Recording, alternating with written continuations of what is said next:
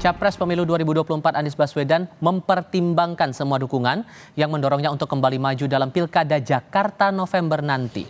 Anies menjawab kemungkinan dia kembali maju di Pilkada Jakarta usai bertemu dengan warga dan tokoh masyarakat di Aceh. Soal rencana sejumlah parpol yang akan mengusungnya di Pilkada Jakarta, Anies mengatakan semua panggilan tugas akan dipertimbangkan secara serius untuk selanjutnya akan diputuskan. Nama Anies masuk kembali dalam bursa calon gubernur Jakarta setelah sempat disinggung oleh petinggi Partai Nasdem dan PKB. Semua yang sifatnya panggilan tugas itu selalu dipertimbangkan dengan serius. Dan kami pertimbangkan semua panggilan tugas itu dengan serius. Dan kemudian nanti kita ambil keputusan. Sementara itu PKB sejauh ini masih menggodok sejumlah nama bakal cagup Jakarta termasuk Anies Baswedan. Ketua Umum PKB Mohaimin Iskandar mengatakan partainya masih belum memutuskan nama kandidat cagup Jakarta.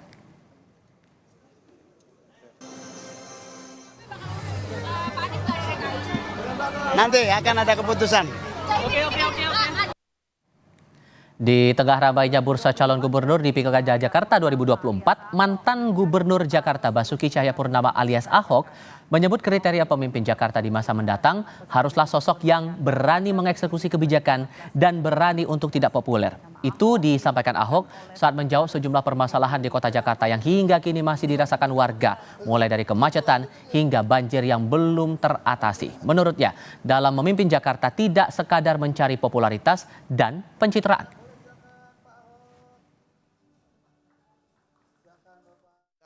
Yang paling penting bagi saya bukan kajian-kajian. Kita tahu terlalu banyak. Yang paling penting Anda berani eksekusi nggak? Kadang kita tidak populer. Tapi demi untuk Jakarta lebih baik, popularitas itu tidak penting. Hanya sementara kalau popularitas hanya pencitraan. Bagi saya yang paling penting adalah melakukan eksekusi sehingga kita meninggalkan legacy. Bahwa yang kita kerjakan itu ada. Secara popularitas, nama Anies Baswedan dan Basuki Cahayapurnama atau Ahok masih unggul untuk dijagokan dalam bursa pemilihan gubernur Jakarta tahun ini. Lalu seberapa besar kemungkinan Anies dan Ahok kembali bertarung memperebutkan kursi Jakarta 1? Kami diskusikan bersama Direktur Eksekutif Poltreking Indonesia Hanta Yuda. Mas Hanta, selamat sore. Selamat sore, Tifal. Ya, terima kasih sudah bergabung bersama kami. Sama-sama. Kansnya gimana nih? Ada nama Anies, ada nama Ahok. Kemungkinan mereka berduel lagi di Pilkada tahun ini seberapa besar? Menurut saya cukup besar ya potensinya. Karena apa? Karena mereka memiliki paling tidak aspek yang dibutuhkan untuk maju dalam kandidasi di internal partai dulu, Tifal.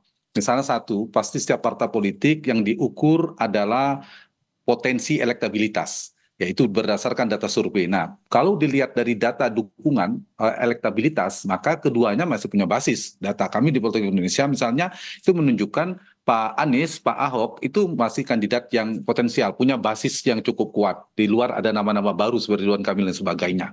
Jadi satu elektabilitas, kedua boarding pass. Dari sisi boarding pass, PDI Perjuangan menyebutkan salah satu nama yang masuk dalam penjaringan mereka adalah Pak Ahok. Begitu juga Pak Anies disebutkan di Partai Nasdem. Dibandingkan nama-nama yang sudah ada, mereka elektabilitasnya relatif lebih tinggi. Misalnya ada nama Saroni dari Nasdem. Itu kan jauh dibandingkan nama Anies elektabilitas. Begitu juga di internal PDI Perjuangan. Sehingga secara boarding pass, meskipun mungkin belum cukup karena harus berkoalisi semua, maka di DKI maka mereka sudah punya potensi boarding pass. Yang ketiga isitas, mungkin itu bisa datang sendiri.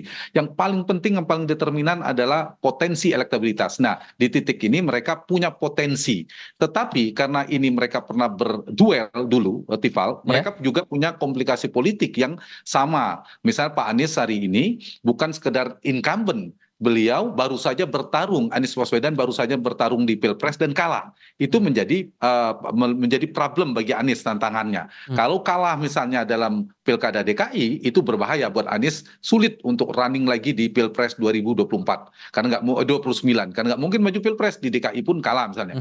Yang kedua, kalau Anies bertarung lagi dengan kendaraan Nasdem dan PKB, dan kita tahu Nasdem dan PKB sekarang mendekat, merapat ke Prabowo, mereka misalnya berhadapan-hadapan, itu menimbulkan komplikasi politik juga. Nah, ini yang saya kira harus dihitung oleh Anies Baswedan. Ditambah ada figur-figur yang lainnya. tentunya di internal Nasdem. Begitu juga dan Pak Ahok. Pak Ahok juga punya tantangan. Tantangannya apa? Di PD Perjuangan ada figur-figur baru, kemudian ada isu 2017, kemungkinan Pak Ahok akan di apa namanya? Dulu juga berhadapan dengan Pak Anies, misalnya ada kemarin kalah, dan kemudian ada isu-isu di 2017, itu sangat mungkin dikapitalisasi, didaur ulang oleh lawan politiknya untuk menyerang Pak Ahok. Jadi dua figur ini secara politik punya per hari ini Tifal memiliki potensi elektabilitas untuk dilentingkan paling tinggi, tetapi memiliki komplikasi yang bisa di downgrade, yang bisa diserang juga cukup besar dibandingkan figur-figur baru. Oke, tapi kalau kita melihat juga dari hasil perolehan di DPRD DKI Jakarta, PKS nomor 1, kemudian PDIP, dan disusul nomor 3 Gerindra. Kita juga paham ada arah-arah untuk partai-partai tertentu mengusung nama-nama lain selain dua tokoh tadi begitu. Untuk kendaraan politik masing-masing ini kansnya sebagaimana? Untuk Anies bagaimana? Untuk Ahok bagaimana? Iya, kendaraannya mereka masih punya potensi, tapi mereka bertarung dengan nama-nama lainnya. Misalnya kalau kita bicara kandidasi parpol, pertanyaan Tifal tadi itu tidak bisa lari dari peta politik nasional per hari ini. Jadi koalisi politik nasional itu akan mempengaruhi peta koalisi di Pilkada DKI. Karena apa? Karena nilai strategisnya sangat tinggi. Karena Pilkada DKI ini menjadi eskalator Pilpres nanti di 2009.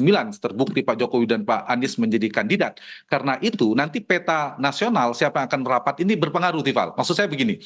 Nah, ketika Pak Surya Paloh dan Nasdem itu bergabung dengan Pak Prabowo, apakah betul Pak Surya Paloh akan semakin mantap atau goyah nanti akan mendukung Pak Anies Baswedan? Ada deal-deal politik, ada perubahan pergeseran. Atau sebaliknya, justru misalnya ada kesepakatan kekuatan baru ini justru mendukung Anies Baswedan. Karena dianggap Ridwan Kamil tetap di Jawa Barat yang disebut dari Golkar, koalisi Indonesia Maju yang saya maksudkan.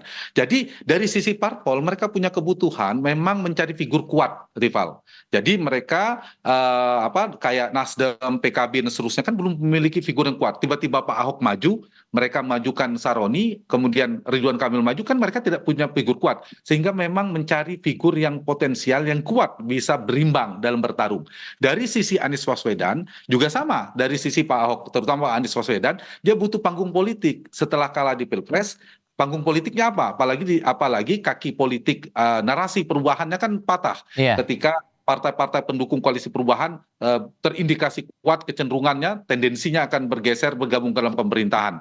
Jadi saya kira ini akan menjadi pertimbangan bagi Anies Baswedan membutuhkan kendaraan politik. Jadi masing-masing partai untuk DKI ini, poin saya sangat bergantung dinamikanya dengan pergerakan politik nasional. Peta politik nasional akan terrepresentasikan, akan paling berpengaruh pada Pilkada DKI, kemudian Pilkada di Pulau Jawa, barulah Pilkada di luar Jawa. Jadi semakin strategis nilai politiknya, maka semakin besar daya cengkraman elit partai di nasional. DPP-nya sangat fokus pada pilkada tersebut. Tapi kalau pilkadanya jauh, nilai strategisnya sangat rendah, mungkin tidak taruh digubris. Kenapa? Dari sisi gengsi politik, dari sisi nilai strategis Pilpres, dari sisi lumbung politik, dan lain sebagainya akan menjadi pertimbangan pilkada tersebut. Selain dua nama tadi, apakah ada nama potensial yang kayaknya akan jadi lawan politik yang cukup kuat juga untuk Pilkada DKI nanti? Di Jakarta saya membaginya dalam 3 kategori per hari ini berdasarkan data Tifal. Ada kandidat kuat, yang kedua kandidat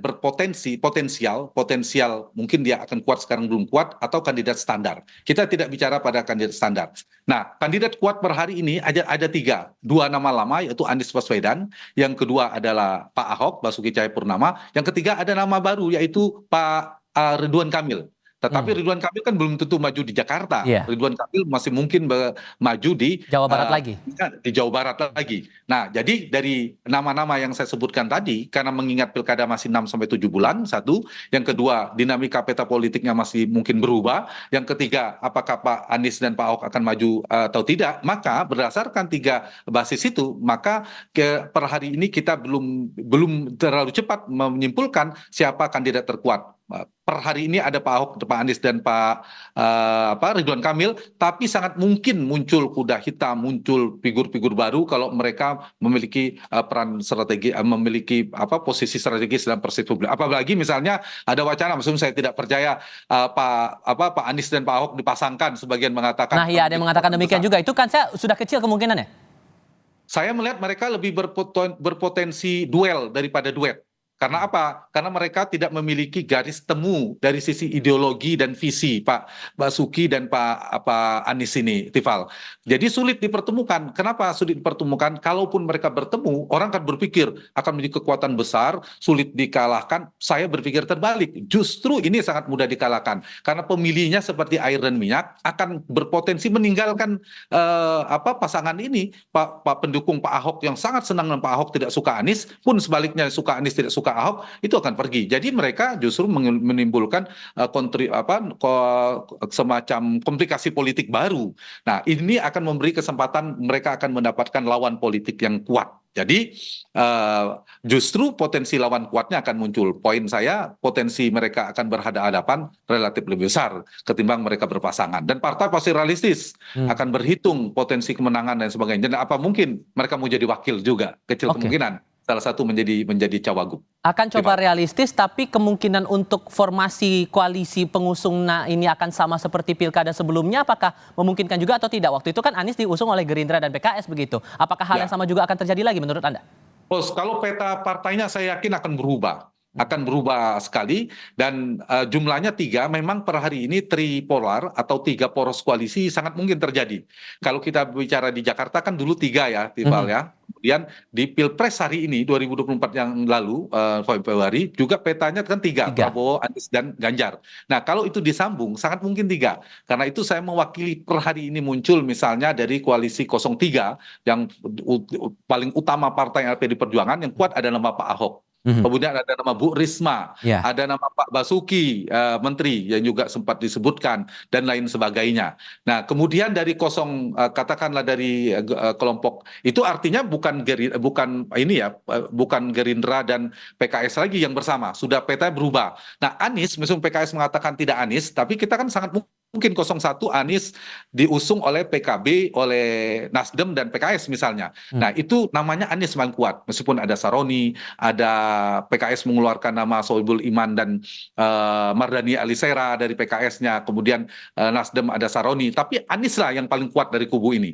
Lalu di kubunya Prabowo, kalau kita lihat dari Golkar, PAN, Demokrat, dan satu lagi Gerindra, ini nama dari Golkar yang paling serius kalau tidak pindah ke Jawa Barat, yaitu namanya Ridwan Kamil. Meskipun Golkar ada nama lain-lainnya, tapi dibandingkan Zaki, dibandingkan Erwin Aksa, saya kira secara potensi elektabilitas jauh ya dibandingkan dibandingkan Ridwan Kamil. Jadi kalau ditarik 3 sumbu itu per hari ini, sebelum kita misalnya mengotak-atik, kita lihat saja peluang paling besar sekarang aja.